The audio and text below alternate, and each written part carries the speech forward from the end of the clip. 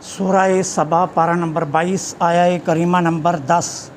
नहमदुहु व नुसल्ली व नुसल्लिमु अला रसूलिहिल करीम अम्मा बादु फ़अऊज़ु बिल्लाहि मिनश शैतानिर रजीम बिस्मिल्लाहिर रहमानिर रहीम वलक़द आतैना दाऊद मिन्ना फ़दला या जिबालु अव्विबी मअहु वत्तैर व अलन्ना लहुल हदीद सदक़ल्लाहुल अज़ीम। वलक़द और बेशक आतैना दाऊद मिन्ना फ़दला, हमने दाऊद पर अपना फ़ज़ल किया था। या जिबालू और ए पहाड़ों, अव्वे भी तस्बीह करो तुम भी, माहू दाऊद के साथ, व तैर और ए परिंदो तुम भी, व अलन्ना लहुल हदीद और हमने उनके लिए लोहा नरम कर दिया था। कुफार मक्का नबी रहमत जाने कायनात मुस्तफ़ा जाने रहमत पे लाखों सलाम सल्लल्लाहु अलैहि वसल्लम की नबुव्वतों को अनोखी और नई चीज़ समझते थे। अल्लाह जल्ला सुब्हानहु व तआला ने इस आया में और अगली आयात में ये ज़ाहिर फरमाया कि ये कोई अनोखी और नई चीज़ नहीं है। मेरा महबूब दुनिया में पहली बार नबी बनकर नहीं आए, इनसे पहले भी अल्लाह जल्ला सुब्हानहु व तआला बहुत से अंबिया को कमालात और मोजिज़ात देकर भेजता रहा है। और ए मुनकरो, तुम खुद भी तो जानते हो ना कि दाऊद अलैहिस्सलाम और उसके बाद उनके बेटे सुलेमान अलैहिस्सलाम को हमने इसी दुनिया में नबी बनाकर भेजा था। और मक्का वालों, तुम नावाकिफ़ नहीं हो, तुम अच्छी तरह इनसे वाकिफ़ हो। जब दाऊद और सुलेमान की नबुव्वत कोई अनोखी चीज़ नहीं थी, तो मेरे महबूब की नबुव्वत अनोखी चीज़ क्यों हो गई? और फिर इस बात का इजहार यूँ किया, वलक़द आतैना दाऊद मिन्ना फ़दला, हमने दाऊद पर अपना फ़ज़ल किया था। और फ़ज़ल कहते हैं ज़ियादती को। यहाँ माना क्या होगा कि हमने बाकी अंबिया की बेनिस्बत अपने दाऊद को ज़्यादा कमालात और मोजिज़ात देकर भेजा था। अब दाऊद अलैहिस्सलाम को कमालात क्या मिले? अल्लाह ने उन पर ज़बूर को नाज़िल फरमाया। अल्लाह ताला अज़्ज़ा व जल ने उन्हें वाफर इल्म अता किया था, हर चीज़ की बोली वो जानते थे। गैर मामूली कुव्वत अल्लाह ने उनको अता फरमाई थी। फिर अल्लाह जल्ला सुब्हानहु व तआला ने उनको रोशन और चमकता चेहरा अता फरमाया था। फिर अल्लाह ने उनके हाथ में लोहे को रुई की तरह नरम कर दिया था। पहाड़ों और परिंदों को हज़रत दाऊद अलैहिस्सलाम के लिए मुसख्खर कर दिया था। ये सारे कमालात अल्लाह ने हज़रत दाऊद अलैहिस्सलाम को अता फरमाए थे। अब ज़बूर का अता किया जाना, वाफर इल्म का दिया जाना, गैर मामूली कुव्वत का दिया जाना, लोहे का नरम किया जाना, ये दाऊद अलैहिस्सलाम के वो कमालात हैं जिनका कुरान करीम में बाकायदा जिक्र है। और रोशन चेहरा इसका हदीस पाक में है। और शरी और सुरीली आवाज़ ये भी अल्लाह ने हज़रत दाऊद अलैहिस्सलाम को दी थी। और इन दोनों कमालात का जिक्र हदीस पाक में आता है। सैयदना हज़रत अबू हुरैरा रज़ियल्लाहु तआला अन्हु रवायत फरमाते हैं जाने कायनात मुस्तफ़ा जाने रहमत पे लाखों सलाम सल्लल्लाहु अलैहि वसल्लम ने इरशाद फरमाया, अल्लाह ताला ने जब आदम अलैहिस्सलाम को खलक फरमाया तो आदम अलैहिस्सलाम की पुश्त पर अल्लाह ने अपना दस्ते कुदरत फेरा, और अल्लाह का दस्ते कुदरत फिरने से क़यामत तक आदम की सुलब से जितनी रूहों ने पैदा होना था वो सब जड़कर बाहर आ गई। अब आदम अलैहिस्सलाम ने देखा तो कुछ लोग ऐसे थे जिनकी दोनों आंखों के दरमियान चमक थी। अब आदम अलैहिस्सलाम देखते गए तो एक चेहरा ऐसा आया जिसकी आंखों के दरमियान बहुत ज्यादा रोशनी थी। तो आदम अलैहिस्सलाम ने अल्लाह की बारगाह में अर्ज किया, मौला ये कौन है कि जिसकी चमक और रोशनी बहुत ज्यादा है? तो अल्लाह जल्ला सुब्हानहू व तआला ने फरमाया, आदम ये तेरा बेटा दाऊद है। तो अर्ज की, मौला इसकी कितनी उम्र? अल्लाह ने फरमाया इसकी उम्र है 60 बरस। तो अर्ज की, मौला मेरी ज़िंदगी से 40 बरस और देकर इसकी 100 साल मुकम्मल कर दी।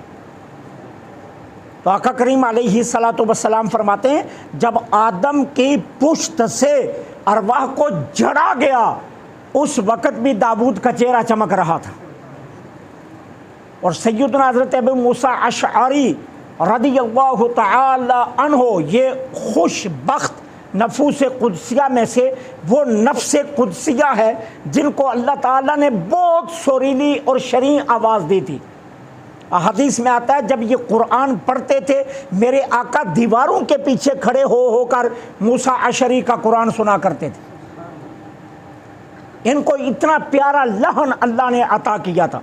तो एक दिन मेरे आका ने फरमाया, ए अबू मूसा, अल्लाह ने आले दाऊद की बांसुरियों में से एक बांसुरी तेरे गले में फिट की हुई है। आले दाऊद की सुरीलेपन से अल्लाह ने तुझे वाफर इस्सा अता किया है। बांसुरी से मुराद है खुश इल्हानी। तो अल्लाह ने आले दाऊद की खुश इल्हानी से तुझे एक वाफर इस्सा अता किया हुआ है। तो ये कमालात वो थे जो अल्लाह ताला ने हज़रत दाऊद अलैहिस्सलाम को अता किए थे। अब अल्लाह फरमाते हैं, हमने दाऊद अलैहिस्सलाम पर अपना फजल किया था। और फिर उन फ़ज़ाइल में से एक फ़जल क्या है, या जिबालु अव्वबी माहू, अव्वाब और अव्वब ये कहते हैं रजू करना, इसका मतलब होता है रजू करना। और यहाँ अव्वबी का माना हम कर रहे हैं तस्बीह करना। क्यों कि जो तस्बीह करता है वही ज़्यादा रजू करता है। तो अल्लाह ताला ने हज़रत दाऊद अलैहिस्सलाम को एक कमाल ये भी दिया हुआ था कि जब दाऊद अलैहिस्सलाम अल्लाह की तस्बीह शुरू किया करते थे तो पहाड़ और परिंदे मिलकर दाऊद अलैहिस्सलाम के साथ तस्बीह किया करते थे। जिस तरह हम आवाज़ से आवाज़ मिलाकर जिक्र करते हैं ना, इस तरह जब दाऊद अलैहिस्सलाम सुबहान अल्लाह कहते तो हर पत्थर हर परिंदा दाऊद अलैहिस्सलाम के ऊपर छाँव कर देता और साथ ये जिक्र किया करता था। जिस तरह हम महाफिल ज़िक्र मुनक़िद करते हैं और उसमें बुलंद आवाज़ से ज़िक्र करते हैं, मिलकर आवाज़ से आवाज़ मिलाकर, इस तरह पहाड़ और परिंदे दाऊद अलैहिस्सलाम के साथ अपनी आवाज़ मिलाकर अल्लाह की तस्बीह किया करते थे। और अल्लाह फरमाता है ये कमाल है। और ये तस्बीह वो नहीं है जो हर चीज़ अपनी ज़ुबान हाल व काल से करती है, नहीं। अगर ऐसा होता तो ये दाऊद अलैहिस्सलाम का खासा नहीं था। यहाँ दाऊद अलैहिस्सलाम के मोजिज़ात में से इसको एक मोइज़ा गिना गया है कि दाऊद अलैहिस्सलाम को हमने एक ये मोइज़ा भी अता किया था कि पहाड़ और परिंदे उनके साथ मिलकर अल्लाह की तस्बीह किया करते थे। और उसके बाद फरमाया वअलन्ना लहुल हदीद, हमने उनके लिए लोहे को नरम कर दिया था। दाऊद अलैहिस्सलाम का एक तरीका था, अल्लाह ने उनको चूँकि ज़मीन पर मुकम्मल खिलाफत अता फरमाई थी, ये उनके मौजिज़ात में से एक मौज़ा है। तो दाऊद अलैहिस्सलाम भेस बदल करना लोगों में फिरा करते थे और लोगों से पूछते थे दाऊद कैसा बंदा है।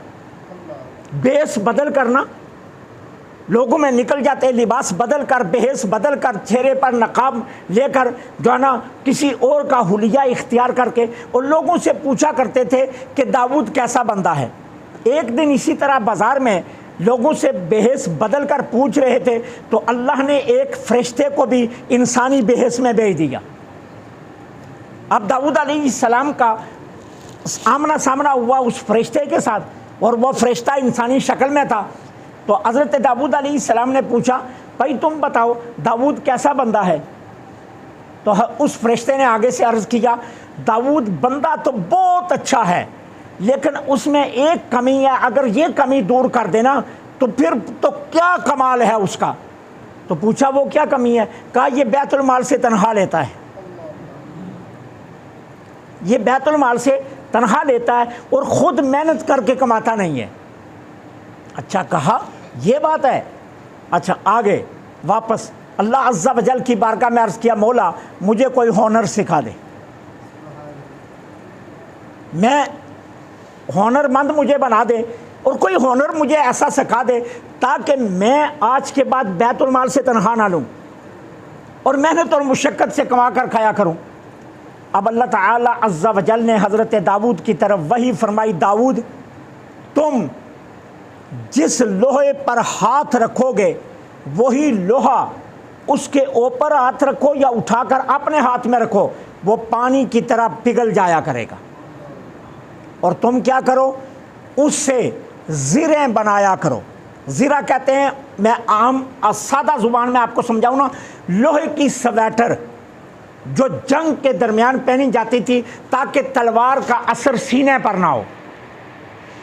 बाजू कट जाए तो ज़िंदगी बचने की उम्मीद है, टांग कटता है तो बचने की उम्मीद है, लेकिन अगर सीने पर वार हो तो फिर दिल तक चोट चली जाए तो फिर इंसान मर जाता है ना। तो इसलिए ये जंगों में पहनी जाती थी ज़िरा। अच्छा, इससे पहले भी ज़िरें बनती थी, लेकिन उनमें खामियां क्या थी? खामियां ये थी कि उनकी कड़ियाँ मोटी होती, क्योंकि लोहार बारीक कड़ी बना नहीं सकता था, अगर बारीक बनाता था तो जब उसको मोड़ता था वो टूट जाती थी। दूसरा यह कि वो वजनी होती थी, और जंग में पहनकर फिर मुजाहिद पूरी आज़ादी से तलवार नहीं चला सकता था। तो अल्लाह ने कहा, हमने लोहा तुम्हारे हाथ में नरम कर दिया, अब तुम ज़िरें बनाया करो, ज़िरें बनाया करो। और ज़िरें इस तरह बनाना कि वजनी भी ना हूँ, मुनासिब मिकदार की हूँ, और उनकी कड़ियाँ मजबूत भी हूँ। अब खुद ब खुद मजबूत होनी है, क्यों? टांका लगना नहीं है, जोड़ पड़ना नहीं है। अब नबी ने तो क्या करना है, जहाँ लोहे को पकड़ा वो पानी बन गया, अब उंगली से जैसे घुमाई जाना है वो ज़िरा बनती जाएगी। अब वहाँ जोड़ का तस्वर ही नहीं है, ठीक है ना। तो अब मजबूत भी है, वज़न में कम भी है, और उसमें कड़ी जो है ना वो टूटने वाली भी नहीं है। तो अल्लाह ने फरमाया ऐसी ज़िरें बनाओ। अब जब हज़रत दाऊद ने ऐसी ज़िरें बनाई तो ऐसी ज़िरें मार्केट में मिलती नहीं थी, नफासत में बहुत खूबसूरत, वज़न में कम, मजबूती में बहुत ज़्यादा है। चुनाचे दाऊद अलैहिस्सलाम की एक एक ज़िरा 1,000 की बिकना शुरू हो गई। थोड़े ही दिनों में दाऊद अलैहिस्सलाम कितने अमीर हो गए। लेकिन एक बात याद रखना, ख़ास करके उमरा कान खोल कर सुनना, अल्लाह के नबी दाऊद अलैहिस्सलाम अपने घर के खर्चे के अलावा एक पैसा भी अपने पास जमा नहीं करते थे। बाकी जितना पैसा होता वो फ़ुक़रा और मसाकीन में तकसीम कर दिया करते। एक दिन में एक ज़िरा बना लेते, 1000 रुपये की ज़िरा रोज़ बिक जाती। अब नबी के पास 1000 रुपया रोज़ आ रहा है और इतनी ज़रूरत नहीं है।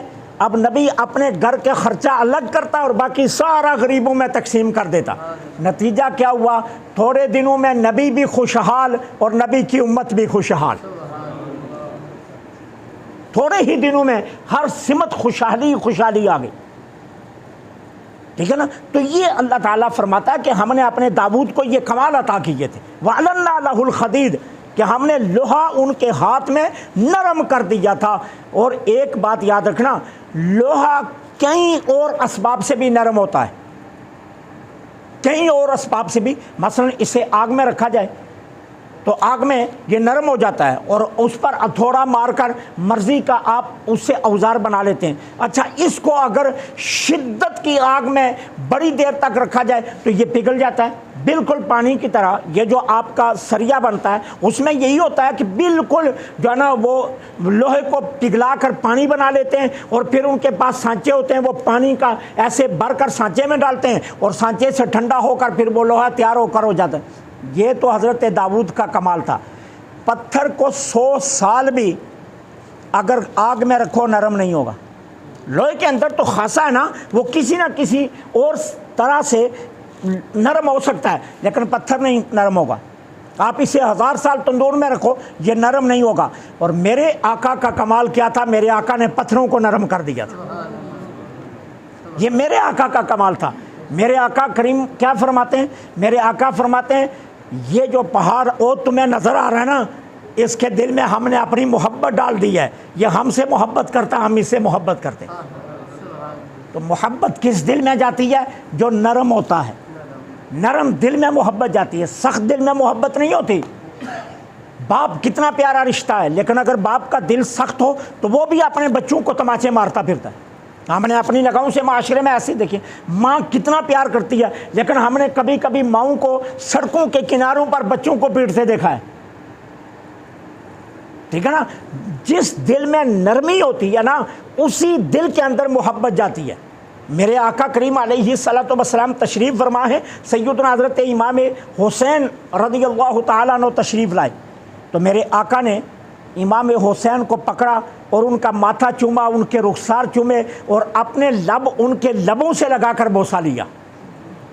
तो एक बद्दू देहाती जो किसी गांव से हुजूर की बारगाह में आया हुआ था, वो पास बैठा था। उसने अर्ज़ किया, अल्लाह के रसूल ये कौन है? कहा, मेरा नवासा, मेरी शहजादी का बेटा हुसैन, मेरा लख्ते जिगर। तो हुजूर आप इसके बोसे ले रहे हैं? फरमाया, हाँ मैं बोसे ले रहा हूँ। तो हुजूर मेरे तो 8 बच्चे हैं, मैंने तो अपने बच्चों का कभी बोसा नहीं लिया। तो मेरे आका ने फरमाया, जो अहले ज़मीन पर रहम नहीं करता, अल्लाह उस पर भी रहम नहीं करता। और जो अपनी औलाद से शफकत नहीं करता, अल्लाह उस पर भी शफकत नहीं करता। फरमाया, जा अपने बच्चों के प्यार किया कर, अपने बच्चों से बोसे लिया कर, अपने बच्चों से मोहब्बतें बांटा कर। तो जिस दिल में नरमी होती है उसी दिल में मोहब्बत आती है। तो मेरे आका करीम ने फरमाया, ये ओद पहाड़ वो है जिसके दिल में हमने अपनी मोहब्बत डाल दी है। ये हमसे मोहब्बत करता और हम इससे मोहब्बत करते हैं। अल्लाह से दुआ है, अल्लाह